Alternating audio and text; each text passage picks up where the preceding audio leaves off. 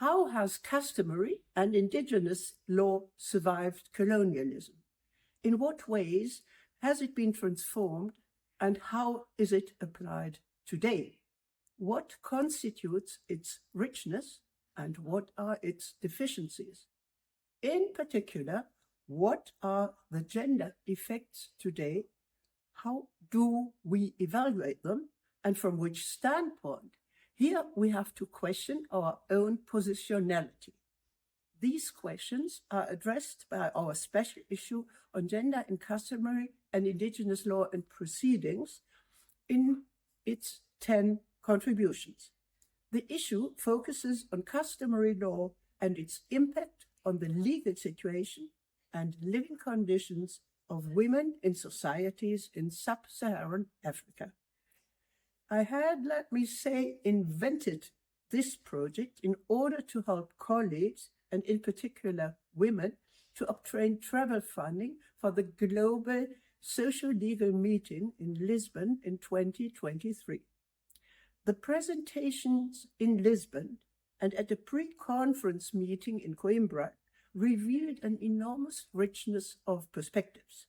This is why we decided to produce this special issue. We, the editorial team, Maria Rita Bartolomei from Italy, Sara Araújo from Portugal, and myself from Germany, brought different experiences and standpoints to the project.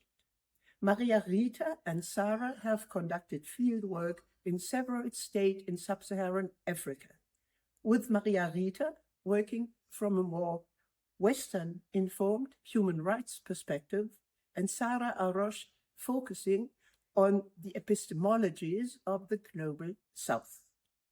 I'm a specialist in gender and law and the legal profession. Customary and indigenous law and proceedings is not only relevant to Africa, of course. We also had presentations on Latin America, the MENA, North African and Middle East countries, and East Asia.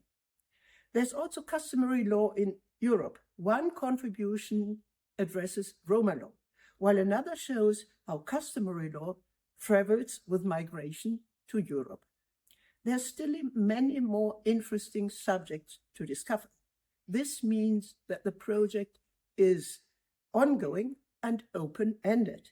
There are still contributions in the pipeline, and let us invite you to carry on with the project and submit further papers to grasp the whole richness of this subject.